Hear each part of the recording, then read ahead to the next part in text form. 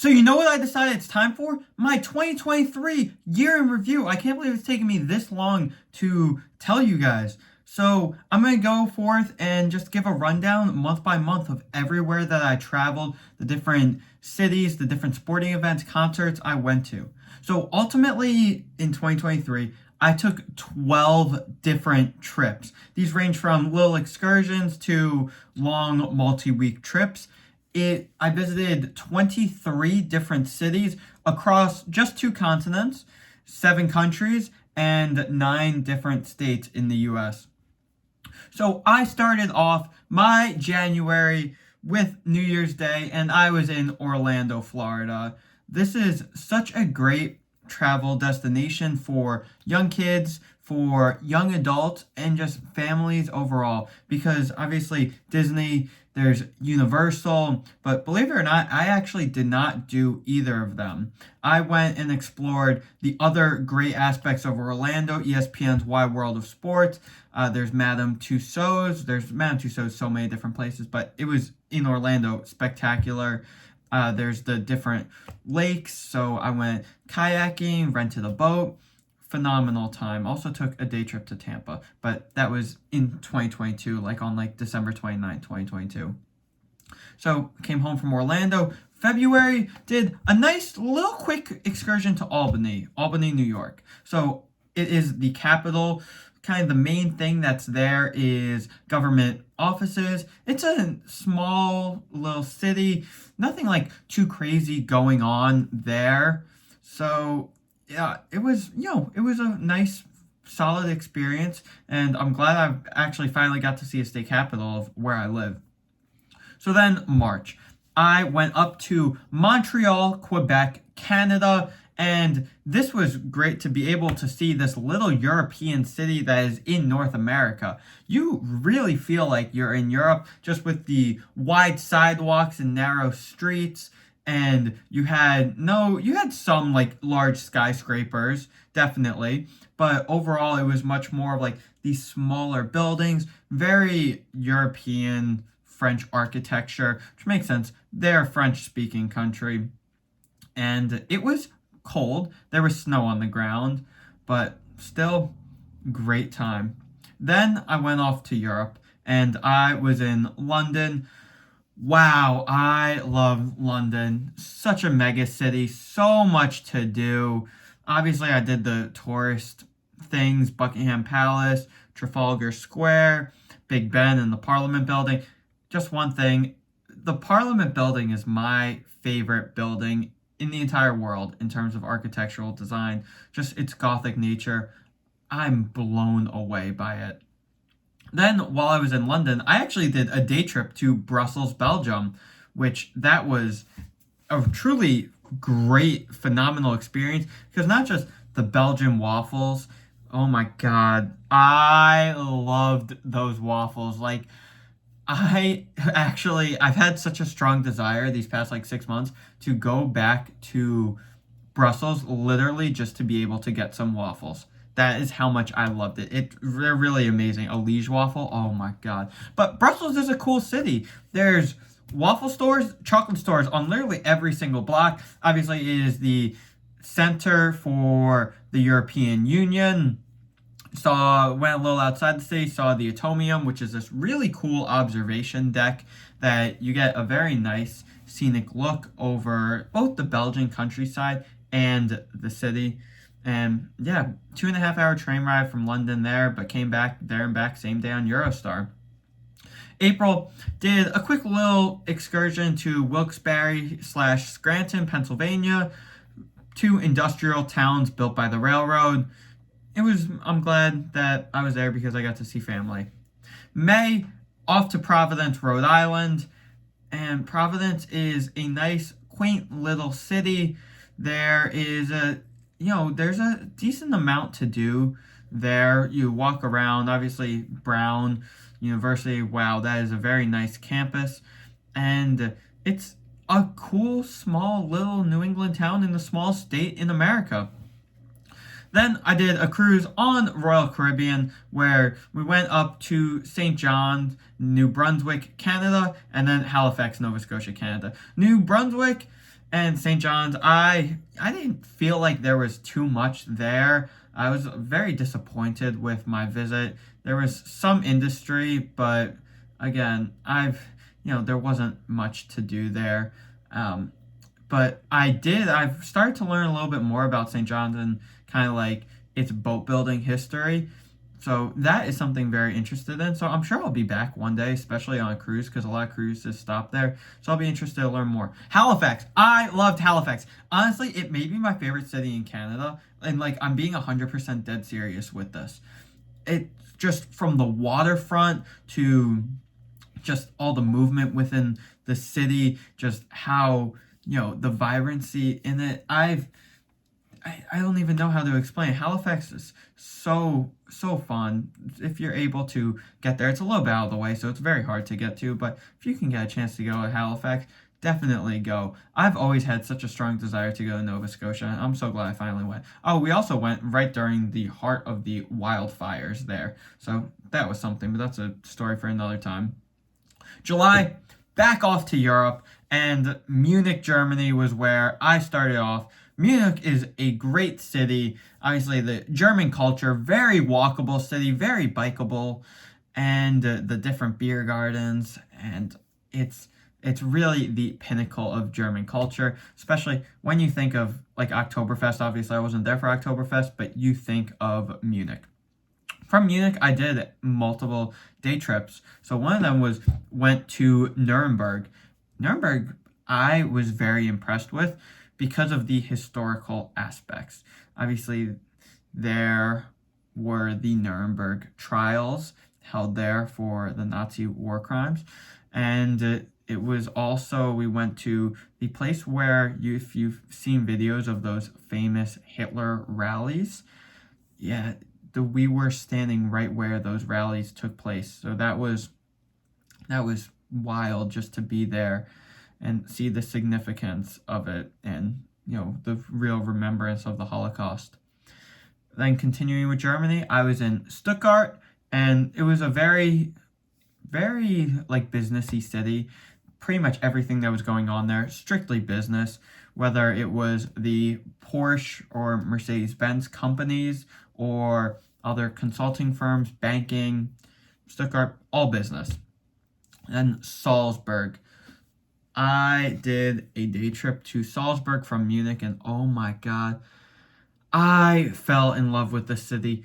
The culture was just incredible. Obviously, with Mozart, there is such a strong legacy there, but you just felt it with the gardens and the Austrian Alps, and you go up into the castle and you see the city and the overlook and the mountains. And I had lunch on the castle at a restaurant in the castle, which gave me such a incredible backdrop overlooking the Alps. And wow, this city, it really is something else. Also, you have different performers performing classical pieces on many different corners, and such high-end shops and horses and carriages, and just wow. Salzburg I loved. Then I was in Paris, and Paris, such a phenomenal city in every which way. There was so much to do. So much to do. Went to the Eiffel Tower, Arc de Triomphe, the Louvre, everything within the City Center. Walked around so much. I was actually pleasantly surprised with how much I enjoyed Paris. Going into it, I was thinking, Paris I've heard is such a phenomenal city, but I don't know if it's really my cup of tea as a city. But no, I was blown away, and I really will say that Paris to me is probably my second favorite city in Europe that I have been to. Then went to Philadelphia, Pennsylvania, the birthplace of America. And that was nice just to be able to walk around. I've been to Philly so many different times, but grab a Philly cheesesteak, and that was fun. And then on the way back from Philly, coming back to New York, because I live in New York, so obviously I've been to New York City like every day during this time, but was in Newark, New Jersey. Newark is just like a city that's like basically New York. August, that was great. I went and did a trip to Cape Cod, Massachusetts, and Cape Cod, wow, just the different New Englandy, you get such a New Englandy feel with the different houses, so many vacation homes, the boats, the marinas, the small little towns, and the elegance is incredible, very high end. And while we were in Cape Cod, I decided to do a day trip to Nantucket.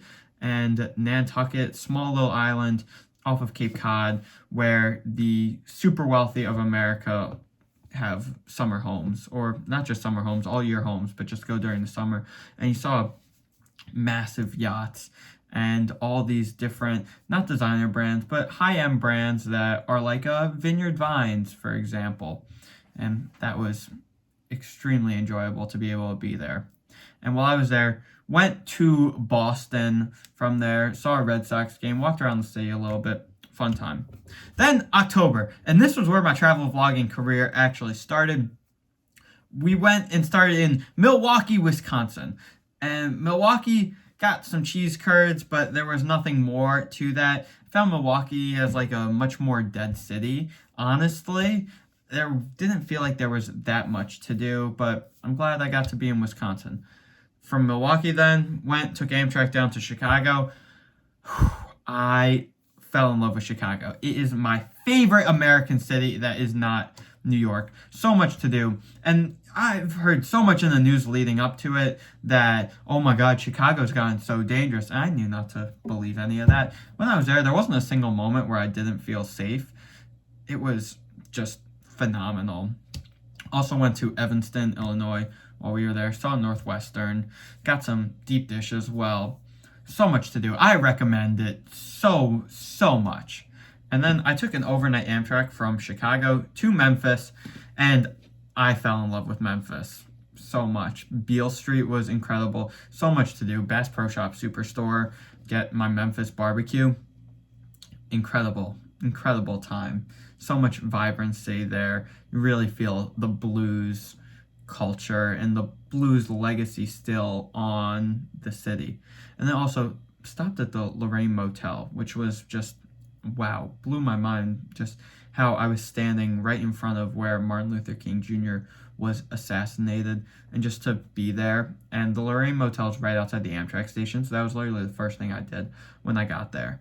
And wow, it just felt wild to be there, because now it's the National Civil Rights Museum. Awesome experience.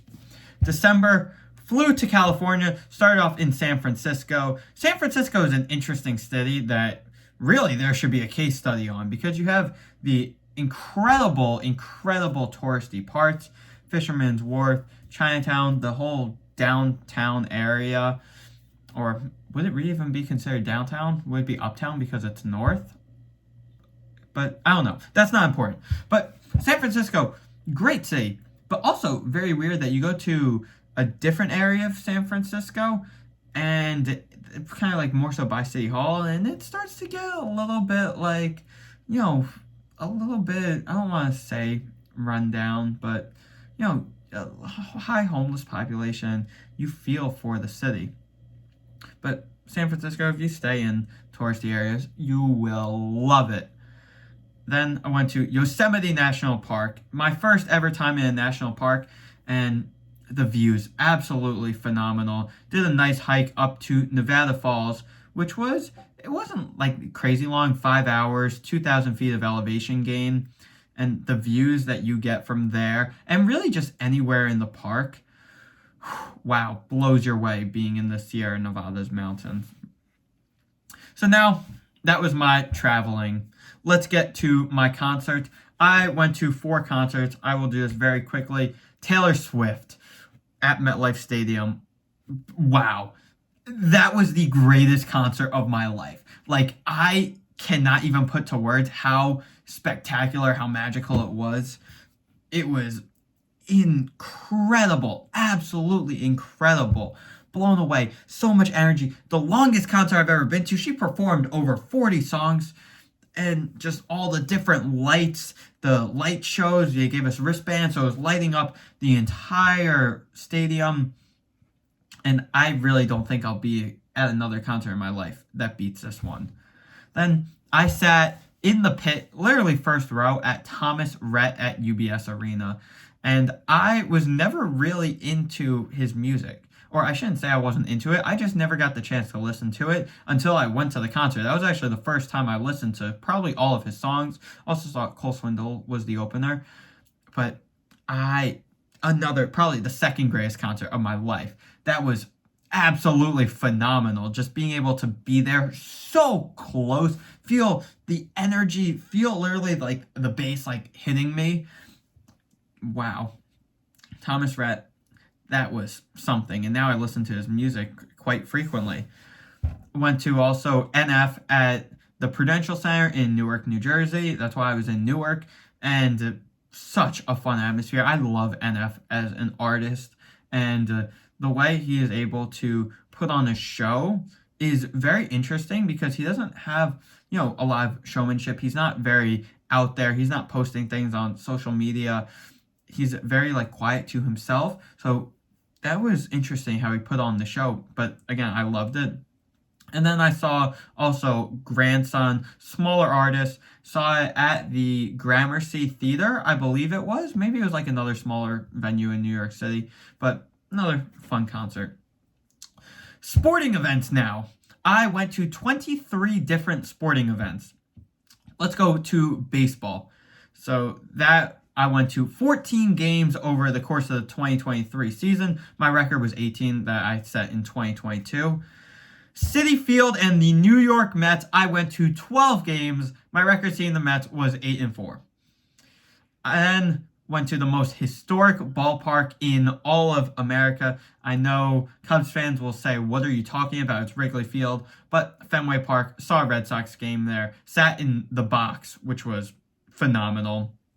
Great experience. It was Miguel Cabrera's final game at Fenway Park, and they gave him a standing ovation, which was great.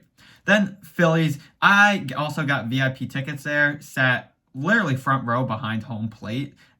And that was something. Got a private tour of the stadium. Got to hold the National League Championship trophy from 2022.